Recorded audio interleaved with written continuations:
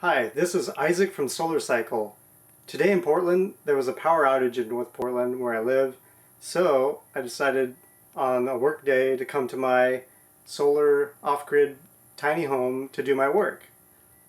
So the battery up there is actually fully charged, and now I could actually just leave my apartment that has no power, come into my tiny home that's fully charged from the sun, and then I could just come in and do all the work that I need to do.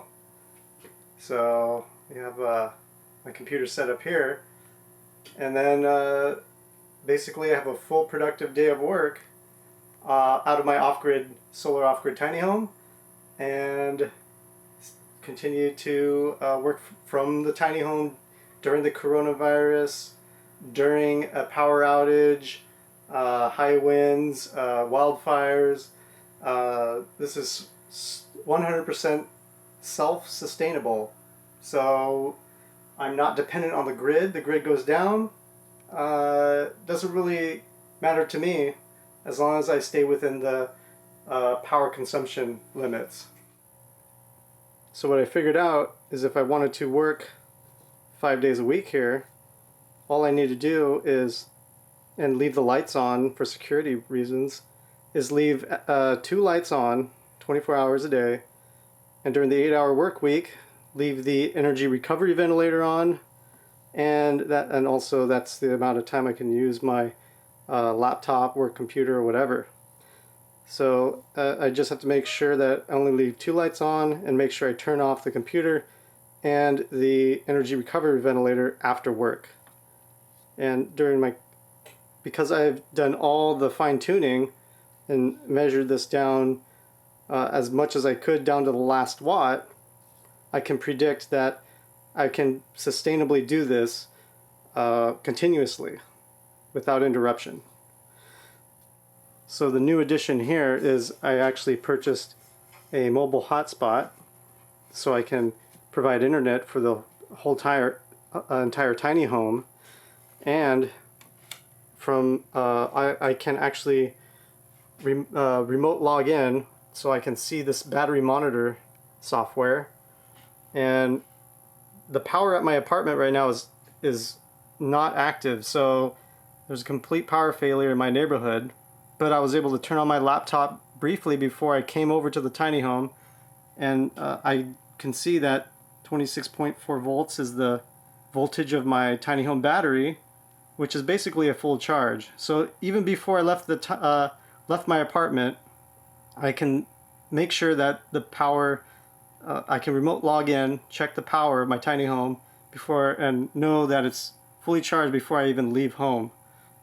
So just to reiterate, this is just a prototype, and this can easily, on the second revision, with a double capacity battery and more solar panels, we can work out of this tiny home with everything on full blast, no problem, pretty much indefinitely. So, and then, for example, today, power outage where I live in my apartment, and can't work from home because there's no power, can't log in. With this tiny home available, I can log in. I don't have to take my personal time off or anything. And so there's a value in having a backup plan. And so where this tiny home is actually giving me preventing me from using up my vacation in times of power grid outages or you know, some sort of crazy environmental events like this. So it's very robust. And actually now it's so windy, the tiny home is actually like kind of wiggling back and forth, but it's a little bit, and this wind is what brought down power lines today. But you can see my setup, got, you know, screen, my phone charging, everything's charging perfectly fine, and the power on the battery, I mean, power is still like very close to 100%, and it's the middle of the day. So I'm feeling confident now. Every day I'm getting more confident in my calculations so that I can predict the power consumption, power rate. Got a little COVID hair right now, but so I think this is a very good solution so far, and I'm going to keep experimenting. Still finishing up the tiny home. Purchased more wood, plywood, to finish up all the walls, and I'll be putting up videos showing the latest progress. So like, share, and subscribe, and I'll get back to you with some more updates. Thanks.